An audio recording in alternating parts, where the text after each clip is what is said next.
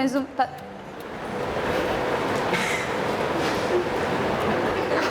Estás numa escada rolante. Ah, olá! Estás à minha espera? Então, tudo Vamos a bem? isso? Hoje estamos sozinhos? Estás bem? Hoje vamos cozinhar sozinhos. Então... Estás contente? Tu! Que bom, não cozinhamos sozinhos há Como é imenso que estás? tempo. Saudades desse nosso espaço. Sabes o que é aquilo? Romãs, berinjelas, mas são romãs especiais. São umas mais clarinhas, não? Não? São normais? Sabe? São romãs que já levaram aqui umas... Ai meu Deus, pronto, continuando. Hoje vamos fazer um super baba ganoush, sabes o que é? Baba ganoush, não. Claro que sabes.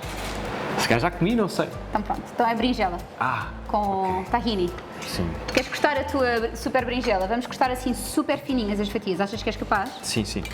Então eu vou explicar o que é que já tenho aqui. Já tenho aqui um caldo de legumes a fazer, que fiz com alecrim e cebola.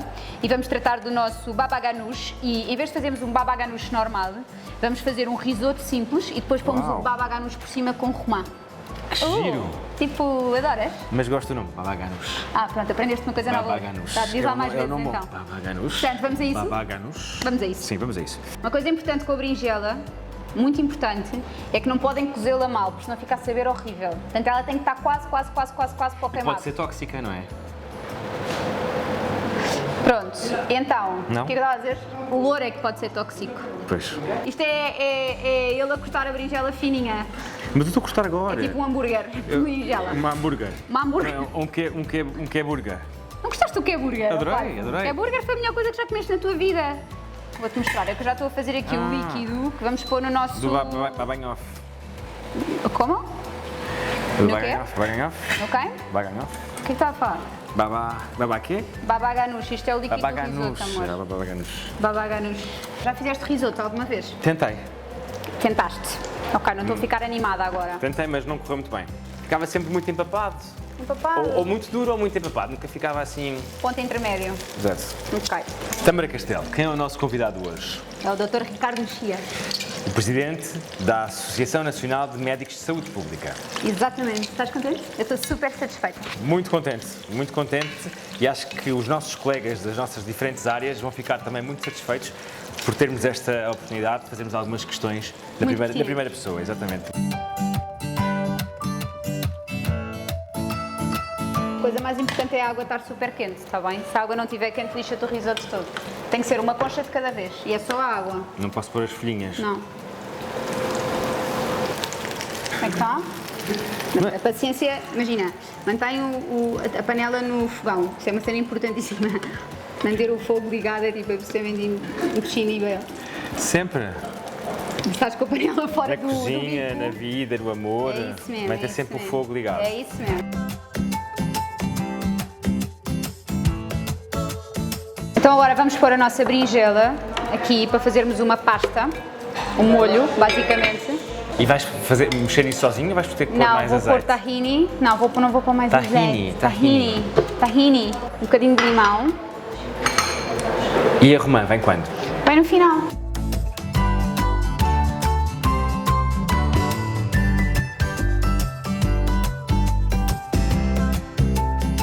Vai lá buscar o iogurte de coco, se faz favor. Está no frigorífico. Ok, chefe. Eu pedi, por favor. Agora vi, sério. É assim que faz exercício em casa? Ok. Não queres abrir a romã? Como é que se abre Be a a good romã? boy. Ah, Eu estou cansado, sabes? Já estou daqui, de abrir cansado. romãs? Estou cansado de... É assim. Faz o que quiseres, baby. Estás livre.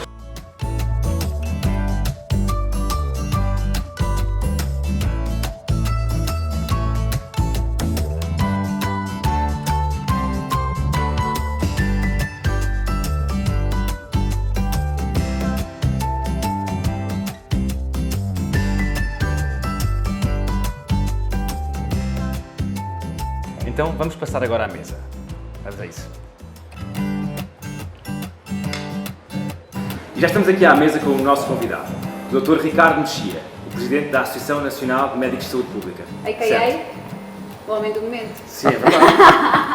E queremos saber tudo Seja sobre ti. bem-vindo, seja bem-vindo. Muito bem. E é bem-vindo, eu e o você.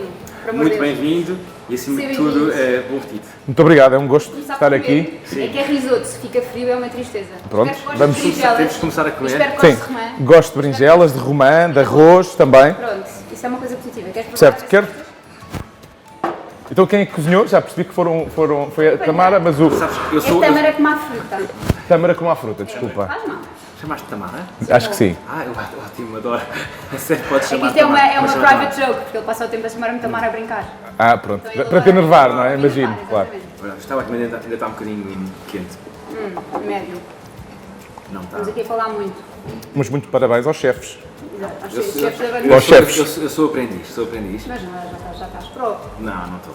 Estás a melhorar. Ricardo, queríamos saber um bocadinho... Agora estás a comer. Não, força. Deixar comer à vontade. Mas gostávamos de saber um bocadinho sobre o teu percurso de carreira, como é que chegaste, onde chegaste, o que é que te levou a ingressar pela saúde pública. Ainda para mais, depois tiveste este azar, sorte, no meio de este impacto gigante neste ano difícil, não é? Na prática, eu não vou contar aquela história das pessoas que desde pequeninos queriam ser médicos.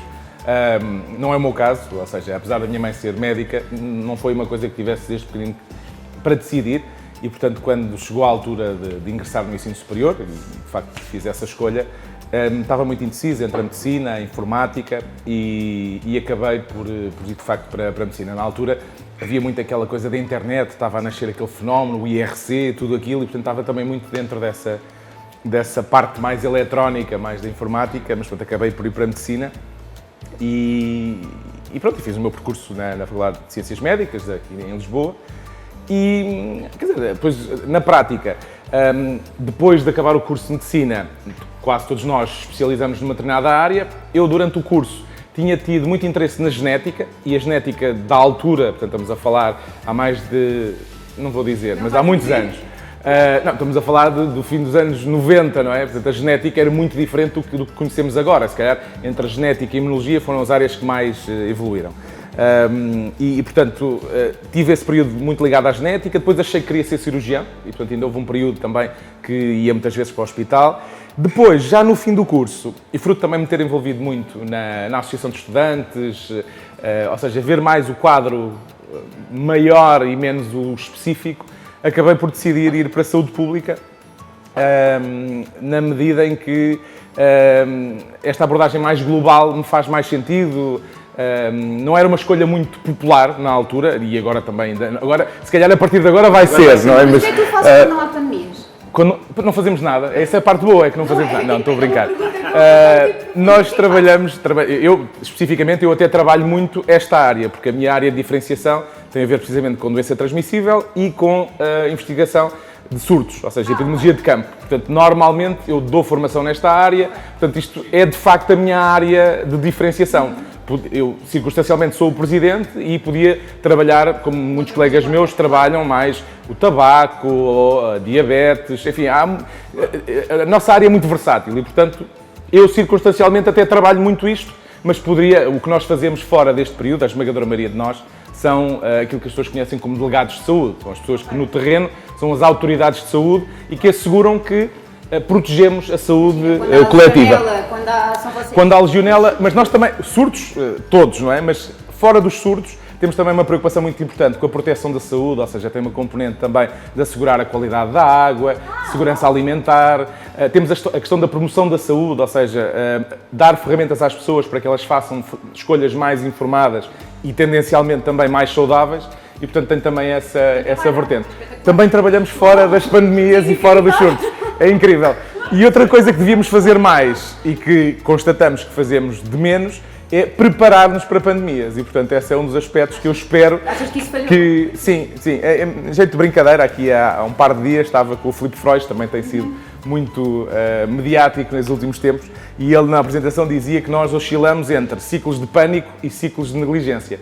E é verdade, ou seja, nós há alturas em que estamos de facto muito preocupados, já aconteceu agora, tivemos a situação do ébola, tivemos a situação da gripe A em 2009, e depois, quando isso acaba, tendemos a esquecer que se calhar devíamos preparar-nos melhor para a próxima, exatamente. E portanto tenho expectativa que desta vez a coisa seja um bocadinho diferente no futuro. A gripe A passou a ser uma doença endémica, ou seja, todos os invernos acabamos por ter circulação desse vírus da gripe, especificamente o pandémico. Faz parte, portanto, neste momento, mas quantos vírus da gripe é que há? Nem sei bem, mas há muitos. Ou seja, tem até uma relação interessante, é uma espécie de moda. Porquê? Porque a circulação dos vírus em cada época é diferente. E por isso é que a vacina muda todas as épocas. Nós, todos os anos, temos que renovar a vacina porque as estirpes, ou seja, o tipo de vírus, é diferente. E, portanto, o que nós fazemos é observar a tendência do hemisfério sul, ou seja, o último inverno, antes de nós termos o inverno. Exatamente, por isso é que eu disse que era parecido com a moda. E escolhemos as estirpes. Nós tínhamos até há pouco tempo, a vacina era trivalente, tinha 3 estirpes, e na época anterior passou a ter 4. E, portanto, temos que escolher... Mas como é que fazem os países do sul? O inverso, ou seja, com o nosso inverno, escolhem o que é que eles vão fazer para eles. Exatamente. Sempre alternando. Então vocês comunicam imenso uns com os outros. Sim, sim. É uma grande comunidade de epidemiologistas por esse mundo fora. Ai, adoro. É verdade. E tu, como é que passaste a pandemia? Tu, Ricardo, como pessoa? Eu acho que foi difícil para todos, não é? Ou seja, houve aqui uma alteração drástica daquilo que era a nossa vida habitual e, enfim, quer em termos do trabalho, em termos da exposição mediática, em termos da própria vivência familiar, com este equilíbrio entre a telescola, as solicitações, enfim, foi... É uma palavra forte, se calhar. Sim, foi seguramente muito difícil, não é? E para todos. E eu tenho o privilégio do meu trabalho não ser tanto na frente da batalha, digamos assim, como os meus colegas, que estão no tratamento dos doentes, que estão, muitos deles também na realização dos inquéritos epidemiológicos, e, portanto, tenho um trabalho um bocadinho diferente, que é mais de retaguarda, nesse sentido.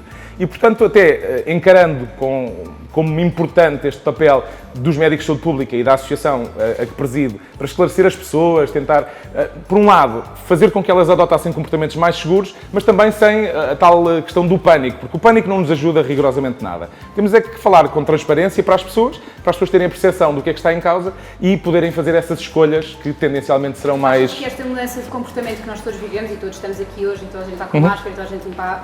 Eu acho que neste momento já ninguém se sente confortável se não limpar as mãos com álcool gel. Eu falo por mim, estamos todos, o tempo todo. Tu achas que isso tem impacto profundo em todas as outras doenças? Sem dúvida.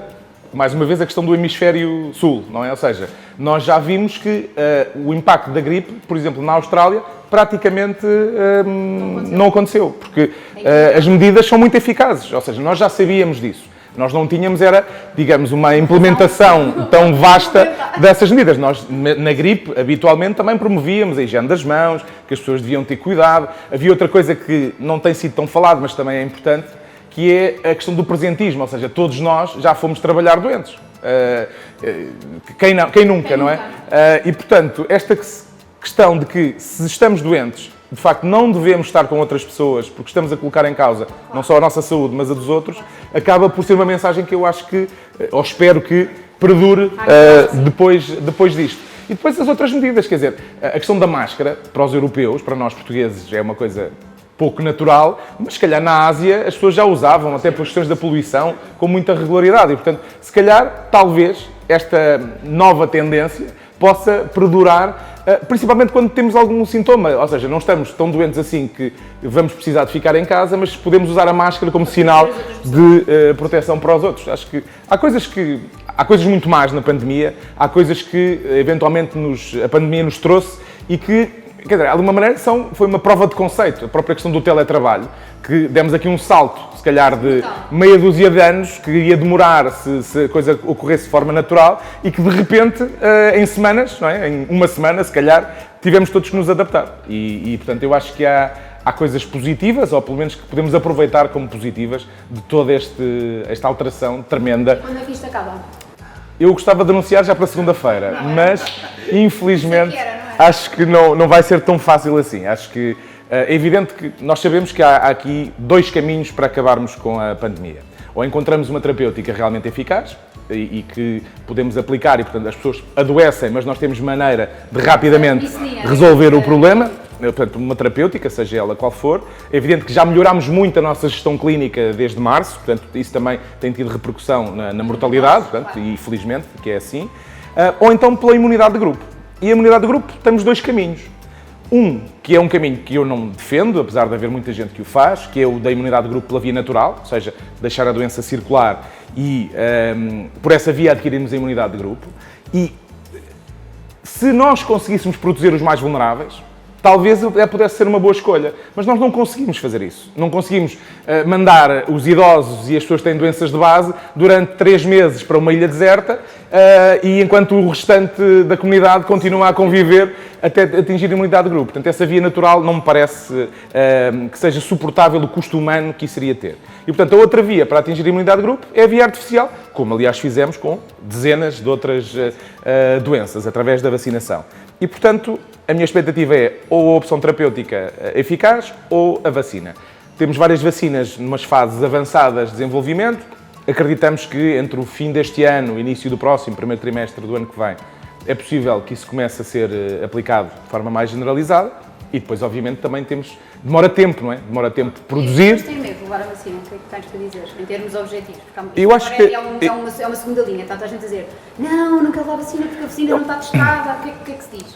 Eu também não quereria levar uma vacina que não estivesse testada, eu concordo absolutamente. Aliás, essa é uma das premissas do Programa Nacional de Vacinação, é que as vacinas têm que ser seguras e têm que ser eficazes, porque se não forem... vacinar se for justamente... Sim, se não mais vale não chegar ao mercado. Até porque, na prática, e nós infelizmente também temos essa realidade já, que é um certo movimento anti-vacinas que radica em larga medida em mitos que foram sendo criados. Um deles, a questão do autismo, não é? Que vem de um estudo absolutamente que já foi desmontado e que não tinha, de facto, credibilidade, que havia uma associação entre a vacinação contra o sarampo e o autismo. E, portanto, nós não podemos correr o risco de, por uma vacina, que queremos todos muito, que chegue ao mercado e que proteja as pessoas, mas não podemos pôr em risco todo o resto do programa vacinal. E, portanto, eu, na minha perspectiva, só quando tivermos, de facto, uma solução comprovadamente segura e igualmente eficaz, é que ela será colocada no mercado e, quando isso acontecer, acho que todos teremos vantagem em ser vacinados para esta doença, naturalmente com maior utilidade naqueles que são os grupos de risco mais vulneráveis, os mais idosos, os que têm doenças de base e aqueles que, fruto da sua profissão, da forma como trabalham, têm uma maior exposição. Os profissionais de saúde, as pessoas que trabalham na área dos serviços, enfim, nos transportes, na restauração, provavelmente serão... Portanto, isto vai acabar. Vai acabar. Se que vai acabar, nós temos certeza. Não sabemos é quando, não é? No limite, quanto mais não seja pela via da imunidade de grupo natural. Mas também não podemos ignorar, portanto, temos tido desenvolvimentos importantes em vacinas, mas há doenças para as quais não encontramos ainda vacina. O HIV, por exemplo, não é? Que é uma doença que nos anos 80 foi devastadora. Hoje é uma doença que, apesar de não termos vacina, um doente tratado tem uma sobrevida muito semelhante a um doente seronegativo, a um doente que não tem, que não tem HIV. Portanto, Muitas vezes no limite... Se todos os anos mudam de vacina da gripe, porque é que o Covid também não vai... Não sabemos, não sabemos. Depende da forma como a vacina está desenhada, mas não sabemos ainda se não vai ser necessário mais. Nós ainda não sabemos, mesmo as pessoas que já tiveram a doença, durante quanto tempo é que elas se mantêm imunes à doença. E, portanto, esse é outro dos dados que nós ainda não temos completamente... Muita gente à procura, não é? Tem muita gente à procura. E há aqui um interesse científico, há um interesse económico, há um interesse muito vasto de que todas as soluções que conseguimos encontrar para isto se materializem. Isso há, sem dúvida. Os nossos filhos na escola também, isso é uma pergunta super... Toda a gente com os filhos na escola, não é? Primeiro estávamos, claro, uma parte nós fartos, não é? Porque estávamos todos cansados, eles e nós, não é? Certo. E outra parte porque as crianças têm que continuar a vida continua, não é? Mas dá assim uma... Os nossos filhos, tendencialmente, estão muito melhor do que nós, eles na escola, do que nós no trabalho, porque eles têm riscos mais baixos do que nós. É evidente que eles têm uma concentração, se calhar, diferente, não é? Muitos de nós não trabalham num espaço confinado com 20 ou 30 outras pessoas, não é?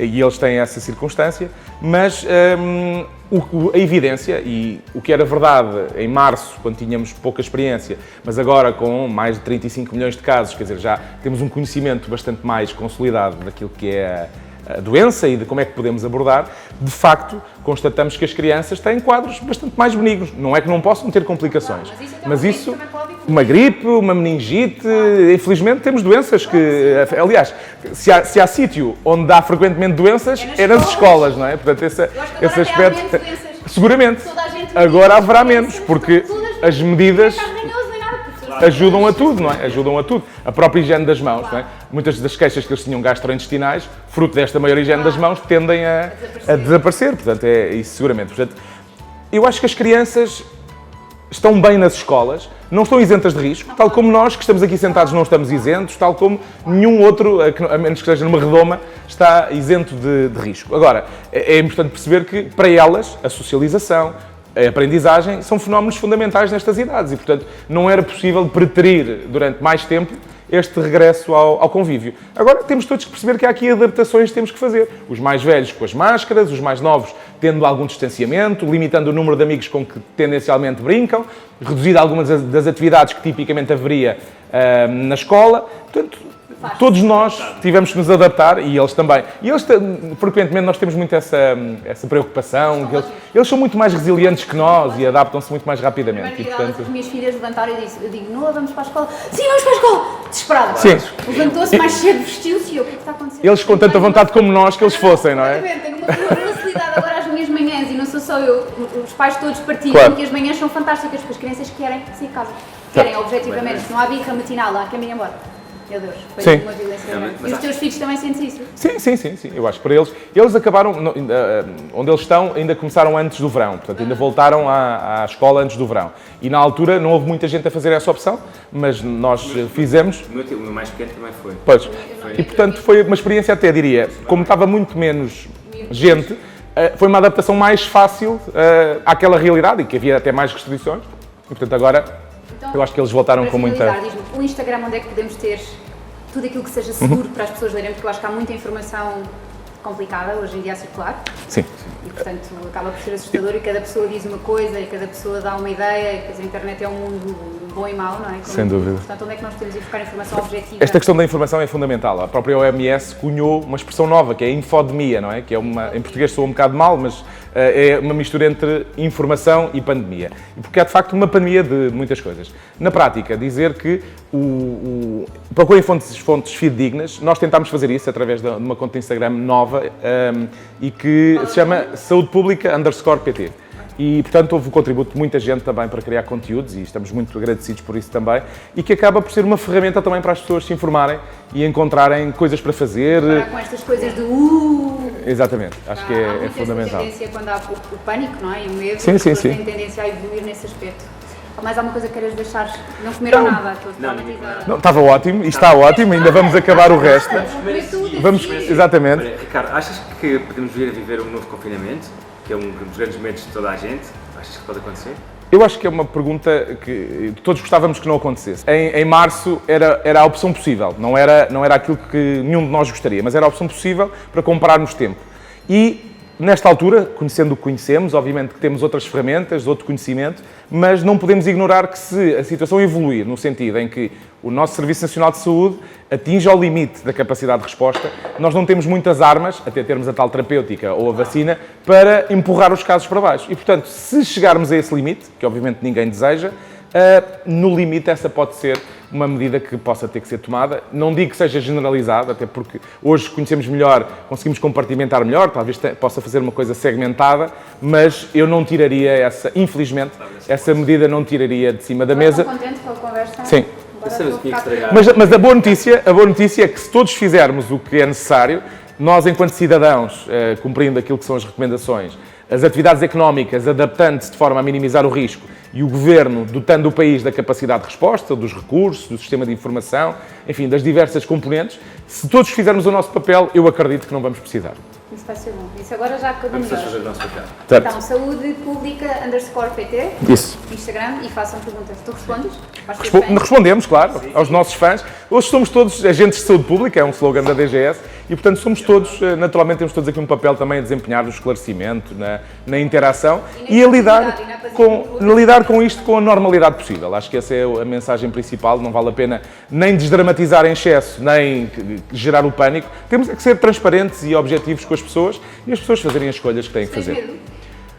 Eu acho que o medo é uma sensação, obviamente acho que a situação pode evoluir de forma negativa e nós não sabemos, não é? Ou seja, uma coisa é uma epidemia de gripe, nós já sabemos como é que o vírus se comporta, o que é expectável. Aqui não sabemos bem e, portanto, aquilo que irá acontecer gera, de facto, alguma apreensão. Agora, lá está, temos todos que reagir com as competências e com as capacidades que temos, enquanto indivíduos e enquanto profissionais. E espero ter cumprido esse papel agora durante esses meses, tentando passar a mensagem certa. Eu acho que sim. E uma mensagem ótima de apaziguamento, que eu acho que é mais importante. Obrigadíssimo. Assim, muito medo não fazem sentido. Não. Faz sentido é estarmos tranquilos, estamos todos a passar pelo mesmo, temos de ter muito cuidado e fazer o normal. Tal e qual. Toda a gente Exatamente. Muito obrigada por vir. Obrigado pelo convite e também pelo belíssimo comeste nada. risoto. Não, mas não vai ficar, não vai ficar, não vai Agora está ficar. frio. Pressão. Obrigada por tudo. Obrigadíssimo. Até breve, obrigado.